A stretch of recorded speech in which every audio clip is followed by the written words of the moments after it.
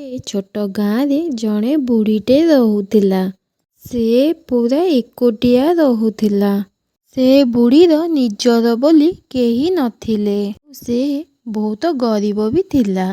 बुढ़ी नीति जंगल को जाई काठ आणे। से काठ को नहीं हाटरे बिकी बहुत कष्टरे पेट बसुथिला। से बुढ़ीटीर जड़े पड़ोसी थिला। सेही लोकटीर ना रघु थिला। तार गोटे गाई भी थिला जार रघु टोटाली जत्न निए नाही। एमिति कि ठीक समय खाइବାକୁ भी दिए नाही। घास मुठे भी आनिकी दिए नहीं। दिनकर कथा। ଏଇ ଗାଈଟିର କ'ଣ କରିବି?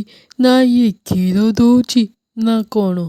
ବାସ୍ ଖାଲି ଦିନ ସାରା ଦାନା ଖାଉଛି, କିଛି ହେଲେ କ୍ଷୀର ଟୋପେ ଦେଉନାହିଁ।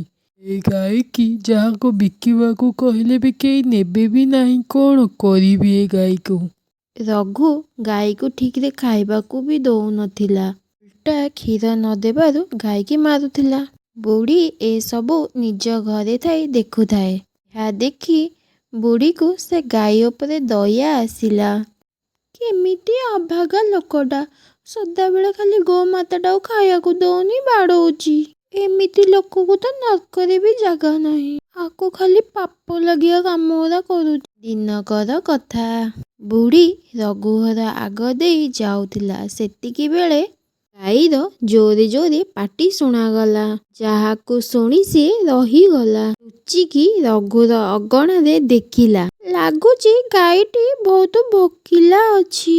ଏଇଥିପାଇଁ ବୋଧେ ଗାଈଟି ଏତେ ଜୋରେ ଚିଲଉଛି। ଏଇ ରଘୁଟା ନିଜେ ପେଟ ପୁରା ଖାଉଛି, ହେଲେ ଗାଈକି କାହିଁକି କେଜାଣି ଖାଇବାକୁ ଦଉନି। ଖାଇବାକୁ ନ ଦେଇ କୁଆଡ଼େ ବୁଲିବାକୁ ପଳେଇଛି। ଏ ବିଚାରି ଅକୁଆ ଗାଈ ଉପରେ ଜମାରୁ ବି ଆକୁ ଦୟା ଲାଗେନି। ବୁଢ଼ୀ କୋଉଠୁ ଯାଇ କିଛି ଚାରା ନେଇକି ଆସିଲା। ରଘୁର ଅଗଣାକୁ ଯାଇ ବୁଢ଼ୀ ଗାଈକି ଖାଇବାକୁ ଦେଲା। ଖାଇବାକୁ ଦେଇକି ଗାଈକି ଟିକେ ଆଉଁସିଲା। ଗାଈଟି ଚାରା ଖାଇବା ପରେ ଜୋରେ ଜୋରେ ଚିଲଉଥିଲା। ଚିଲେଇବା ବନ୍ଦ କରିଦେଲା। ଗୋମାତା, ତୁମକୁ ବହୁତ ଭୋକ ଲାଗୁଥିଲା ନା? ବୁଢ଼ୀ ସେଠୁ ଯିବାକୁ ବାହାରିଲା ବେଳକୁ ଗାଈ ବୁଢ଼ୀର କାନିକି ଦାନ୍ତରେ ଭିଡ଼ିକି ଧଇଲା। ଗୋମାତା, ମୋତେ ଛାଡ଼ି ଦିଅ। ମୋତେ ଯାହା ବି ହେଲେ ଯିବାକୁ ହବ। କାହିଁକି ନା ମୁଁ ଯଦି ନ ଯିବି, ରଘୁ ମୋତେ ଯଦି ଦେଖିଦେବ, ସେ ବହୁତ ରାଗିବ, କହିବ ମୁଁ ଚୋରି କରିବାକୁ ଆସିଥିଲି। ଅନିଚ୍ଛା ସତ୍ତ୍ୱେ ବି ସେଠୁ ଯିବାକୁ ପଡ଼ିଲା। ଆଉ ତାପରେ ଯେମିତି ରାତି ହେଲା, ବିଚାରୀ ବୁଢ଼ୀ ଗାଈ କଥା ଭାବି ଭାବି ବହୁତ ଚିନ୍ତାରେ ଥିଲା। ଆଉ ତାପରେ ବୁଢ଼ୀ କେତେବେଳେ ସକାଳ ହେଲା। ବୁଢ଼ୀ ଚାଲିଲା ରଘୁ ଘରକୁ। କ'ଣ ରଘୁ, ତୁ ତୋ ଗାଈ ମୋତେ ବିକିବୁ କି? ରଘୁ ଶୁଣୁ ଶୁଣୁ ଖୁସି ହେଇଗଲା। ଓହୋ, ଯାହା ହଉ ଭଗବାନ ଆଜି ମୋର ଡାକ ଶୁଣିଦେଲେ। କ'ଣ ହେଲା ରଘୁ? ଭାବୁଛୁ କ'ଣ, ବିକିବୁ ନା ନାହିଁ? ହଁ, ନିଶ୍ଚିନ୍ତ ମୁଁ ବିକିବି। ହଉ ତାହେଲେ ଠିକ୍ ଅଛି। ଏଇ ନେ ତୋ ପଇସା। ଆଉ ଏ ଗାଈ ମୋତେ ତୁ ଦେଇଦେ। ମାଉସୀ, ଗୋଟିଏ କଥା ପଚାରିବି? ତୁ ଏ ବୁଢ଼ୀ ଗାଈକି ନେଇ କ'ଣ କରିବୁ? ତତେ ତ ପଇସା ମିଳିଗଲା ନା, ବାସ୍। ବୁଢ଼ୀ ରଘୁ ହାତକୁ ପଇସା, ଗାଈକୁ ତା ଅଗଣାରେ ଗୋଟେ ଖୁଣ୍ଟରେ ବାନ୍ଧିଦେଲା। ଆଉ ତାକୁ ସବୁଜ ସବୁଜ ଚାରା ଆଣି ଦେଲା। ଆଉ ଗାଈକୁ ବହୁତ ସ୍ନେହର ସହ ଦେଖୁଥିଲା, ଯେମିତିକି ତାକୁ କେହି ନିଜର ଲୋକ ମିଳିଯାଇଛି। ଏମିତି ବୁଢ଼ୀ ସବୁଦିନ ସୁନ୍ଦର ସୁନ୍ଦର ଚାରା ଆଣି ଗାଈକୁ ଖାଇବାକୁ ଦେଲା। ଆଉ ଗାଈର ବହୁତ ଯତ୍ନ ବି ନେଲା। ରାତି ହେଇଗଲା। ବୁଢ଼ୀ ଗାଈକି ଚାରା ଦେଇ ଦେଇ ଶୋଇବାକୁ ଗଲା। ସକାଳ ହେଲା।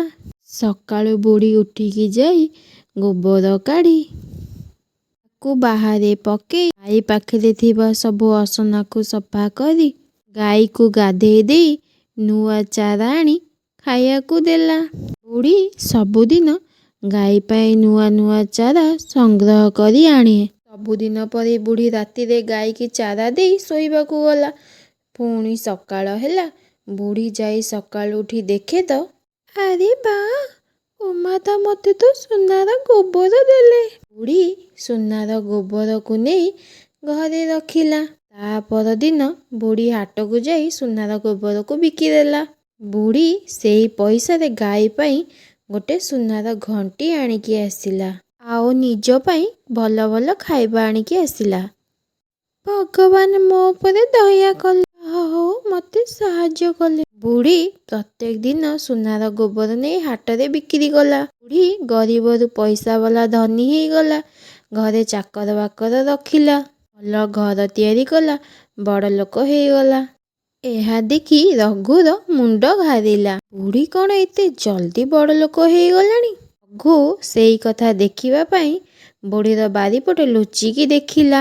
ସେ ଲୁଚିକି ଦେଖେ ତ ବୁଢ଼ୀକି ଯୋଉ ଗାଈ ବିକିଥିଲା ସେ ଗାଈ ସୁନାର ଗୋବର ଦେଉଛି। ଆଉ ରଘୁ ଭାବିଲା କି ଏଇ ସୁନାର ଗୋବର ଚୋରେଇ ନବ। ରଘୁ ଯାଇ ଯେତେବେଳେ ଗାଈ ପାଖରେ ପହଞ୍ଚିଛି, ଗାଈ ତାକୁ ଜୋରିକି ଲାତ ମାରିଦେଲା। ରଘୁ ଯାଇ ବାହାରେ ପଡ଼ିଲା।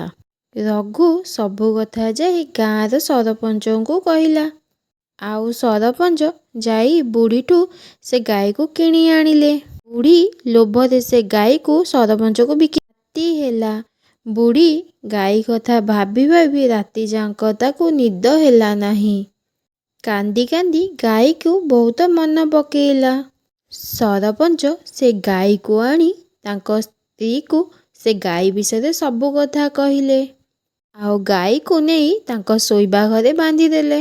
ଆଉ ସରପଞ୍ଚ ଆଉ ତାଙ୍କ ସ୍ତ୍ରୀ ସାଙ୍ଗ ହୋଇ ଶୋଇପଡ଼ିଲେ। ତା ପରଦିନ ସକାଳେ ଉଠି ସରପଞ୍ଚଙ୍କ ସ୍ତ୍ରୀ କହିଲେ, ଦେଖିଲ କ'ଣ ଗୋଟେ ଗୋବର ପରି ଗନ୍ଧ ହେଉଛି ଯେ? ଦେଖିଲା ବେଳକୁ ଗାଈର ଗୋବର ଗନ୍ଧ ହେଉଛି। ସରପଞ୍ଚଙ୍କୁ ତାଙ୍କ ସ୍ତ୍ରୀ କହିଲେ, ଦେଖିଲ ତ ସିଏ ତୁମକୁ କେମିତି ଠକିଦେଲେ।